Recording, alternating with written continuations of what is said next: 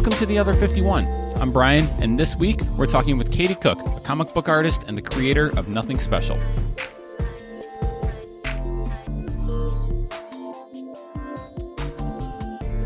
Katie Cook, welcome back to The Other 51. Thanks for coming back and joining us again. Thanks for having me again. Last time, we talked about Hamilton. We talked about My Little Pony, and now we have quarantine, so we have a lot of limited stuff. How is quarantine life treating you as a stay-at-home cartoonist? Well, it just means everybody is in the house now, and I'm not used to that. I'm used to everybody being gone all day. So it's kind of like having coworkers for the first time in a decade. So do you have, I mean, we're a couple months in as we record this now, but as people continue to work from home, as someone who's done this for a long time, any survival tips for people who are still getting used to working from home?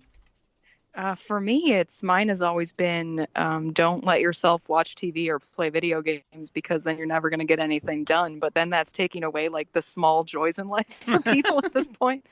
And I've completely flubbed on it because now it's like I got up early this morning to get to the Animal Crossing island before my kids destroyed it today. Well, you got to see how much turnips are going for in the morning and then check again in the afternoon. I know. I have become a diva on Facebook of like, who has good turnip prices today? Let me come to your island. So are you, this is not at all the topic of the podcast, but are you the representative of your island, or are your kids in charge? I am not. My 9-year-old is. Exactly the same in here. So it's like I wasn't aware when we set up the game and I let her go first that I would now be relying on her to like snap all of the story into place. So it's like I sit there and I'm like, hey, I left 50,000 bells outside your house so you can move Cherry's house to where I have it in my grid system. And then I'll come back like 40 minutes later and she's like, I spent it all at the Able Sisters. I was like, that's not what that was for. I swear you and my wife could have a really great conversation about this the same way. I mean, there's a lot of screaming into a pillow at night over this, but... My wife is holding up a sign across from me. She feels this deeply.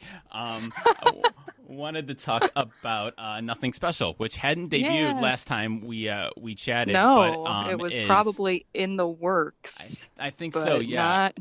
But not out yet. So the 4th season is out, just came out, started a couple weeks ago, and it is so delightful. That's the third. Third season, okay. Yeah. It is so delightful. It is so wonderful. Yeah, thank you. And my daughter, our official 4th grade correspondent here at The Other 51, is, as I mentioned before, she's cosplaying as Callie. She made her own Radish that's in her pocket right now. And she wanted to pop on and ask you a couple questions about it, if that's okay. Yeah, definitely. Hi. Hi there. Does Radish have a backstory? Radish does have a backstory. Every once in a while, he hints at past lives of always being a radish. But one of the ones that we touch on in season 1 is that he came from an organic farm and he was scratched out of the ground by a chicken, which is why he hates chickens, and left to rot. And then another time he was a garnish on a vegetable tray and he felt very slighted because no one ever eats the radish garnish off the vegetable tray, and they tried to feed him to a dog and even the dog didn't want to eat him, so he rolled under a stove. So he has a plethora of stories about being a radish, which basically comes from the fact that I never eat them and I eat a lot of vegetables and I'm still like, let's just push that up. So we joke that he's a very bitter vegetable. I actually call my dog my emotional support radish sometimes. That's perfect. How long does it take to write a chapter of Nothing Special? Actually, I write the entire season before I start drawing. Wow. So I basically take about 3 or 4 months and I write the script and then I go through a lot of edits. And the current book is about as long as season 2 was, which takes an entire ream of paper to print. And then I go through and I decide where all my chapter breaks are. Like where a good spot to break in the story would be, where a great little breather would be. So basically I take about 3 months and then I have a couple friends that always read the Nothing Special scripts for me that are professional comic book editors in their own lives. And they do me a solid and look at everything. But then it takes a week just to draw one chapter from pencils and inks. And then it goes on to another week of the colorist and the letterer. So each chapter takes 2 weeks to make. That's crazy. Isn't it? Mm-hmm. Good job. So for anyone listening who is wondering why we're talking about emotional support radishes and all of this, can you kind of give the background and if it's possible, kind of sum up nothing special in the world about it? Yeah, and I mean, that's nutty because it's very expansive at this point. But I mean, it really does revolve around these 3 older teens, that are trying to find their place in the world and with each other. And the glue that binds them together is this dead vegetable that's a radish who is really obsessed with the main character, Callie. It's basically her pet at this point.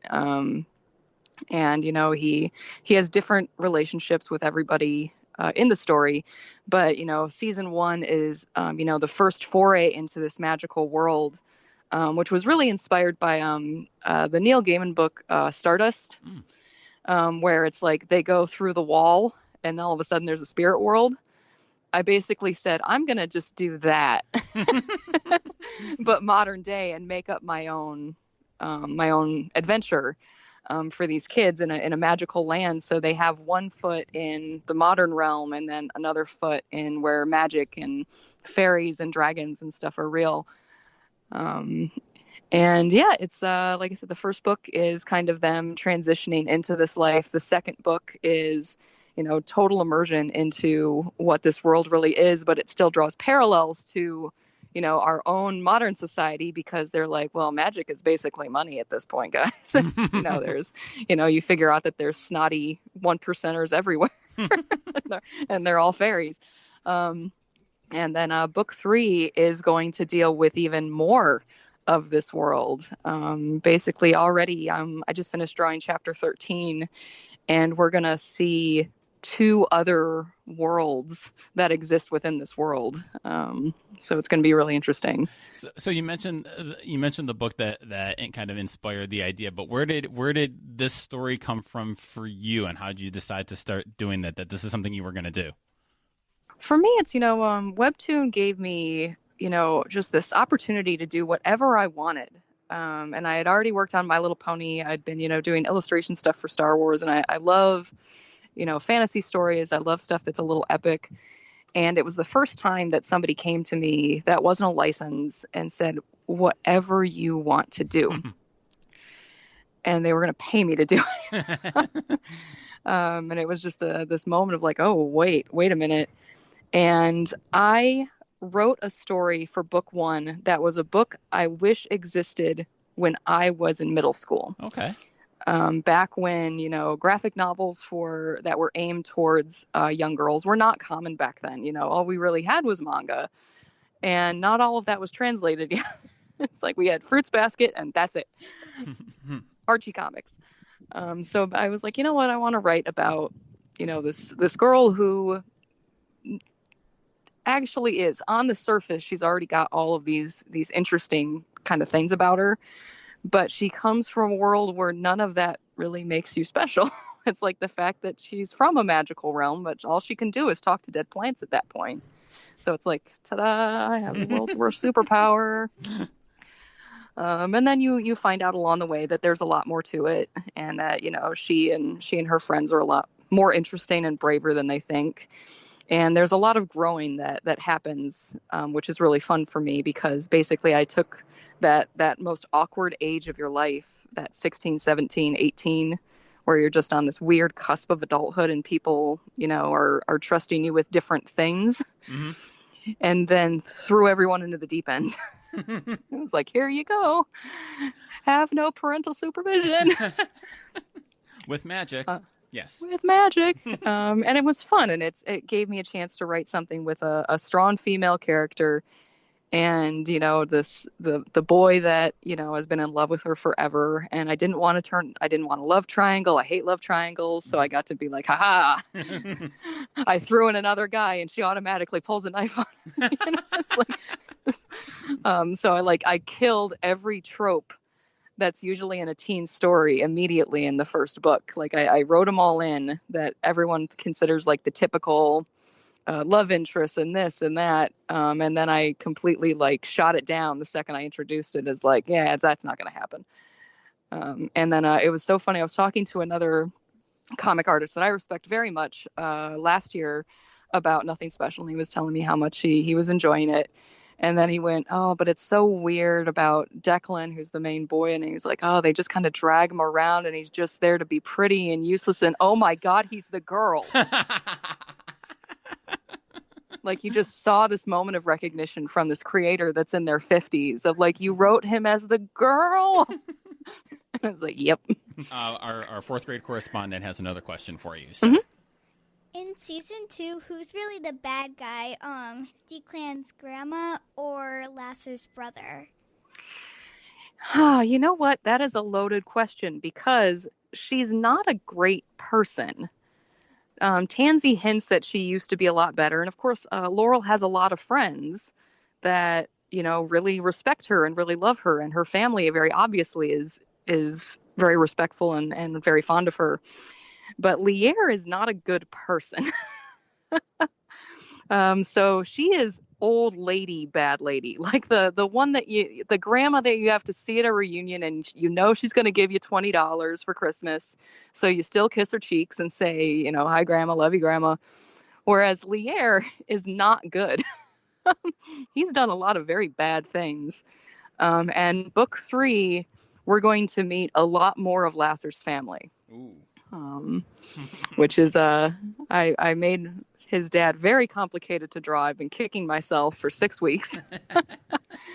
There's little hints of him on Instagram right now, but he's fun to draw. But yeah, it's we get to see a lot of where Lasser is from and really focus more on what he is now, because you know book 1 focused a lot on Callie, book 2 focused a lot on Declan, and book 3 focused a lot on Lasser.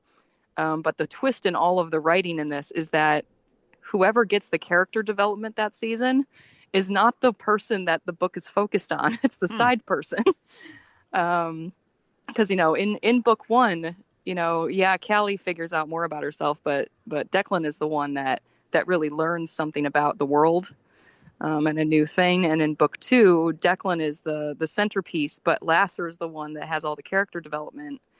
And actually with book 3, it centers on Lasser and his family and a few other things, but Callie is the one that's going to learn how to be a better person out of all this, because she's a flippant teenager right now. She's had a taste of omnipotence at this point. So you gotta shoot that down. How many times did you hide yourself and your family in the pictures there in season 2? Because I found like a lot of them. Oh yeah, I put my kids in all the time because they are always in my office while I'm working. And, you know, I just tend to stick them in wherever. And myself, I put myself in complaining all the time. Yeah, it made me laugh so hard when you drew yourself at the ferry bar.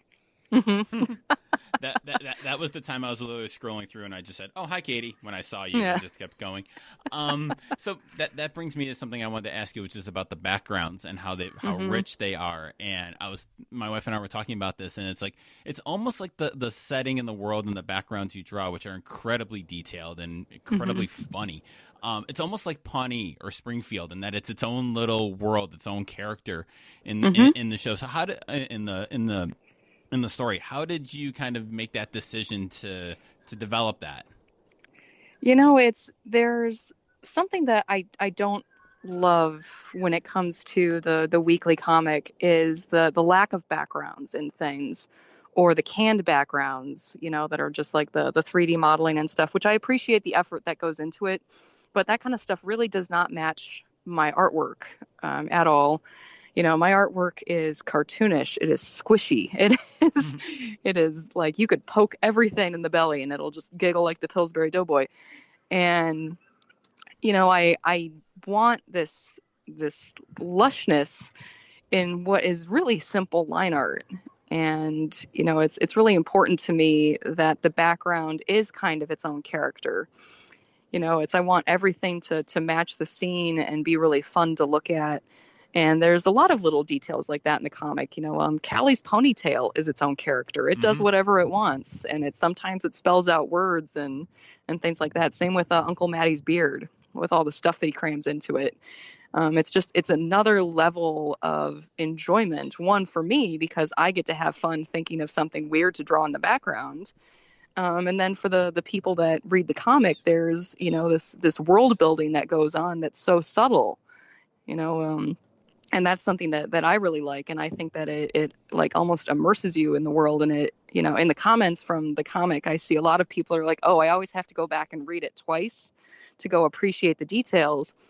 And, you don't get that from some comics that are like, well, I just don't do backgrounds, because they're just trying to meet the standard for, Webtoon. We have to put out 30 full color panels a week. Okay. And sometimes I do upwards of 60 to 70. So I don't sleep very much. I was going to say, do you ever, as great as it is and as fun as it is, do you ever kick yourself for making that decision? Oh, all the time. Today I actually made the executive decision, because every few weeks, usually about every 15 weeks, I throw in a Radish Q&A, right, which is something that I can draw in about 3 days as opposed to 7 days.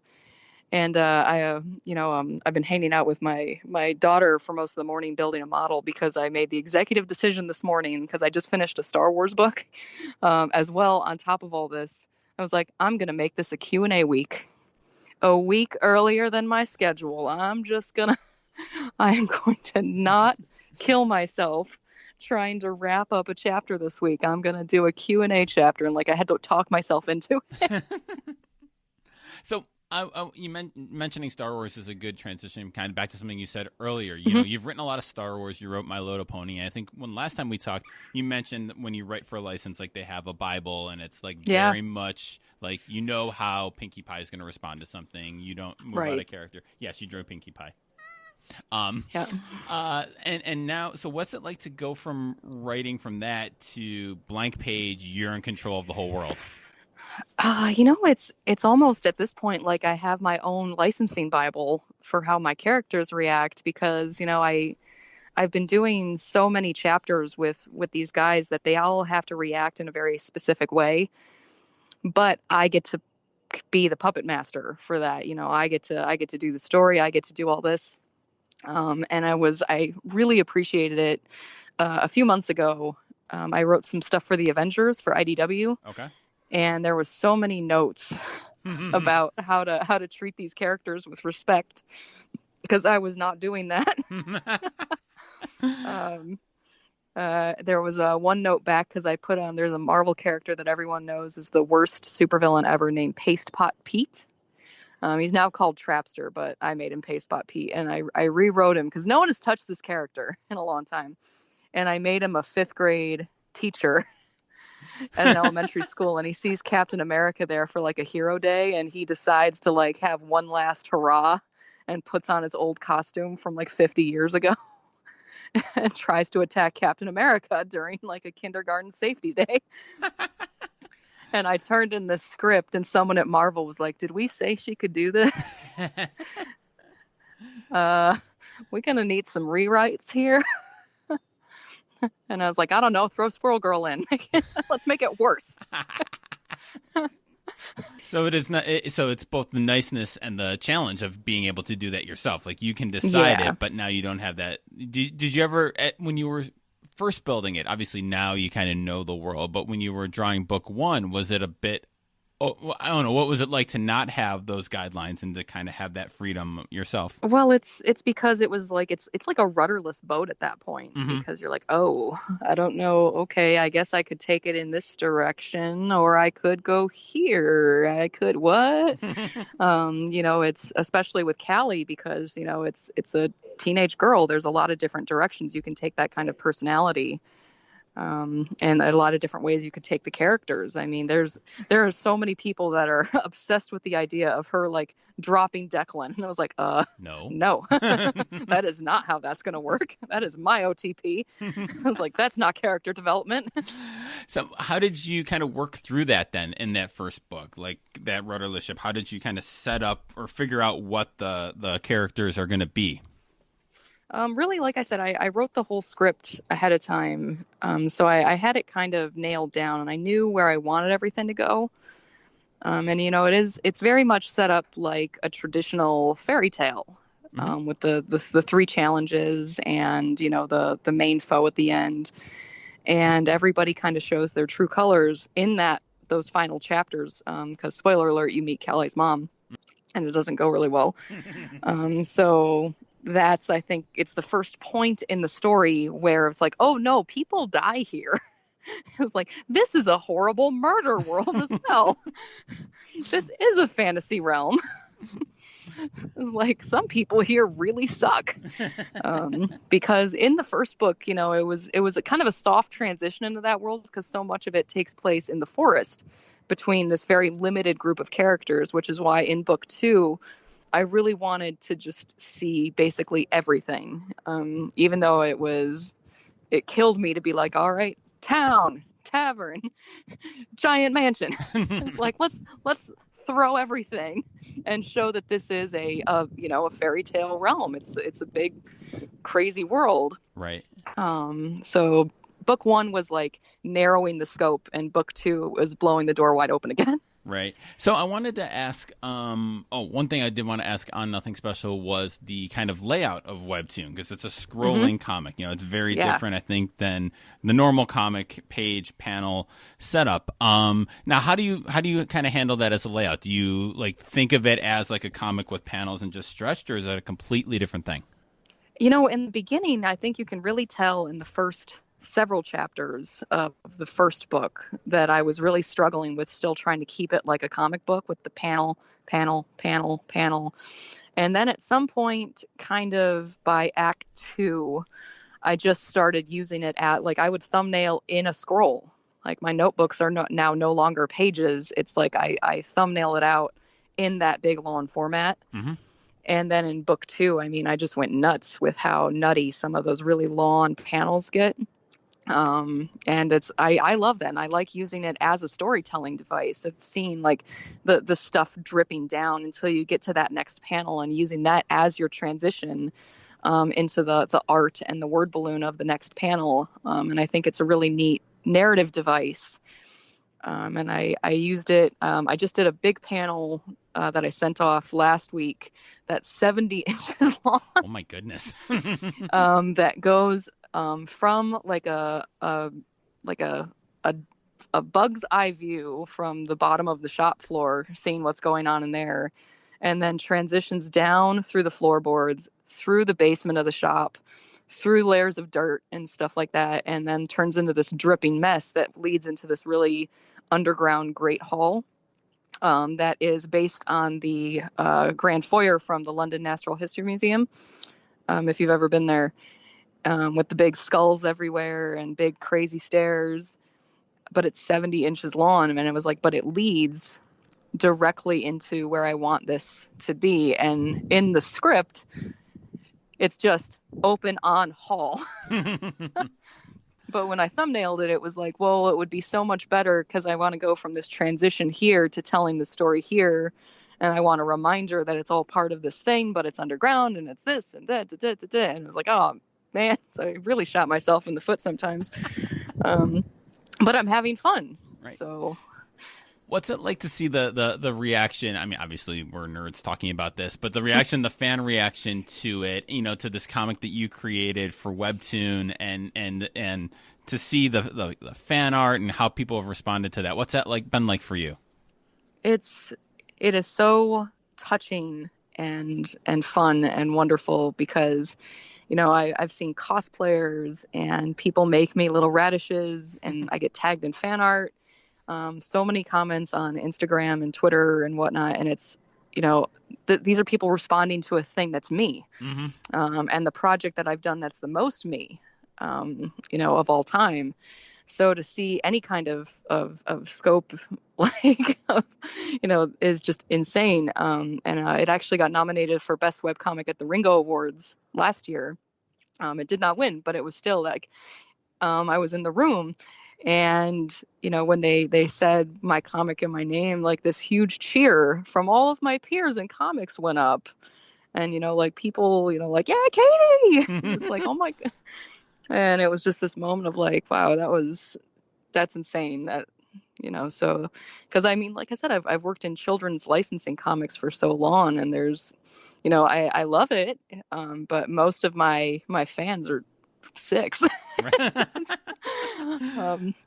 So it's been really interesting writing this because it is all ages. So I have anything from, elementary school students. There's a few people in my daughter's class, my 9-year-old, that read it. And it's just this funny thing of like, your mom's Katie Cook. Like I did a career day there and got to kind of show off. Neat. And then, right up to all the teenagers and then adults that love it. And I love that it hits a lot of different age groups. And every time I get tagged in something, I get really excited. So what advice do you have for, let's say, kids in elementary school or middle school who love comics, want to make comics, but maybe find themselves struggling with one part of it? So like they're really good at telling stories, but aren't great at drawing, not as good drawing yet. Or the other way around, like they're really good at drawing, but maybe are still learning how to write. What advice do you have for them? I tell everybody that the best thing you can do if you want to make comics is to read every day and draw every day. I love books, even though right now I listen to a lot of audiobooks while I work, or I listen to a lot of story-based podcasts, because you actually become a better storyteller when you read a lot of books. It doesn't matter if it's like true crime or, any kind of book. You just learn different pacing and different things from books, and also different movies and things like that. My husband was a film major, so he's a big movie buff. So I've watched 10 million movies in the past many years being married to him. And, that's a big part of it, is learning how to tell stories from finding out what stories you like from other people, and then draw every day. You can tell there's such a huge difference in the art from book 1 to what it is now. And a lot of that was because for about 3 years, I was a writer. Cartooning is my love and my passion. And it's, I have a BFA in illustration, but all of a sudden I found myself in a position where every company wanted to hire me to write. Okay. So I was never like, oh, I have to go draw this thing now. Like I'd do a couple Star Wars books here and there, just the illustrations, but I wasn't drawing comics. So I was actually like, I sat down to draw nothing special and realized I hadn't spent a lot of time drawing for the past couple of years. Like I did commissions and I had fun and I drew my own things and I drew some fan art, but I didn't draw books. So like I said, you can really tell in those first several chapters that I wasn't drawing all the time. And then you can tell, like, look at the latest one and be like, Katie draws like for 12 hours a day every day now. It is real obvious. And my wife actually wanted me to ask you this question too, because she likes to draw, and she can eye draw. I think is that the term? Eye draw? Sight draw, sorry. She can sight draw, and she'll sight draw your characters kind of for practice, and she's really good at it. But she wanted to know, like, what advice you have to going from that into drawing your own characters, so that instead of just sight drawing and make it look like somebody, an original, make it not look like my wife's version of Katie Cook's characters. You know what? It really just comes in time. I started when I was a little kid, pausing Disney movies and drawing what was on the screen. Neat. And that was like, I had sketchbooks full of, like Disney's Hercules and things like that were just like drawings from the screen. And that's practice. That's an amazing thing. And then eventually, after you draw all of these things from different artists that you like, your own style really starts to emerge over time. I see little bits and pieces of different artists that I admire in my own work all the time. I like to think that I've developed it into something that's all me, but there's still little things that the way that I draw the pupils and eyes, I completely stole from Dr. Seuss. Okay. I stole that from Dr. Seuss when I was 11 and I still do it. The way I draw noses for a little while was all Calvin and Hobbes, or that's the way I don't do the noses that way anymore, but the way that I do a fold in fabric, completely ripped off from Bill Watterson, even though it's not as detailed.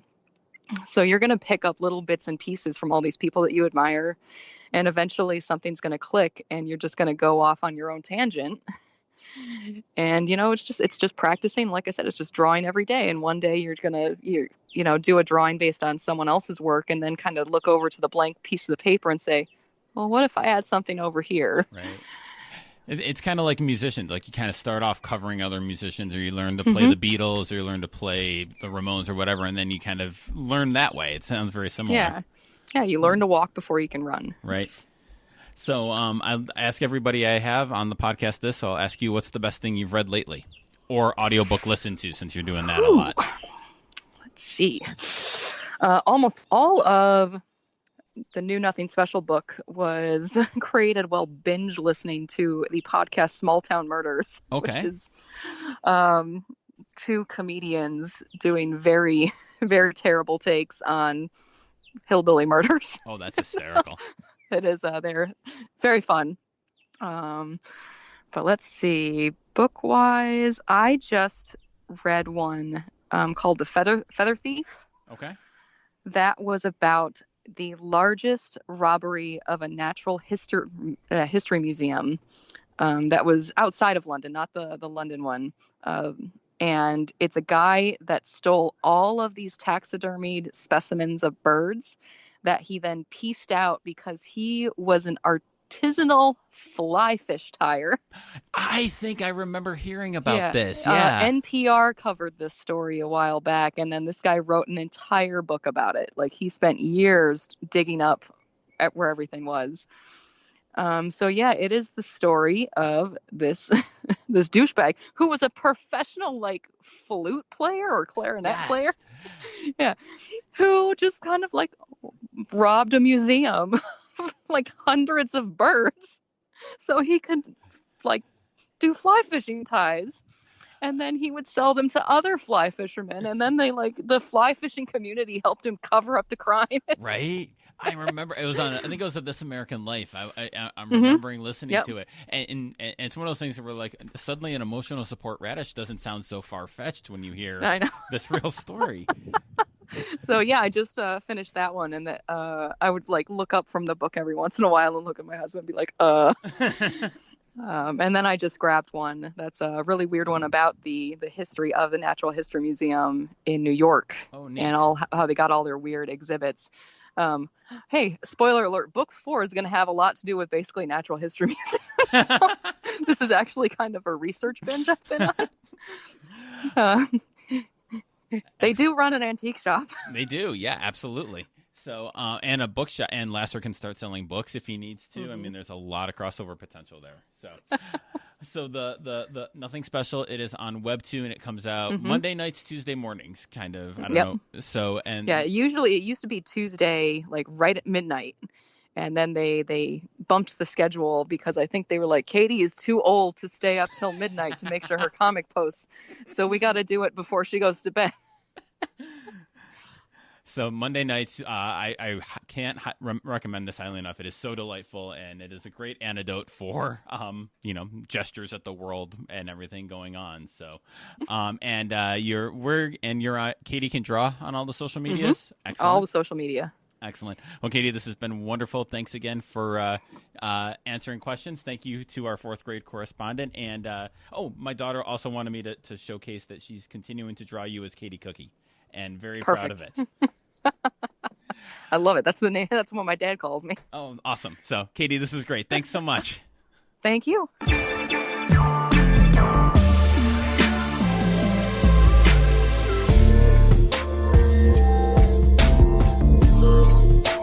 As always, thanks for listening to The Other 51. You can find show notes for this episode and all our episodes at sportsmediaguy.com on the Other 51 tab.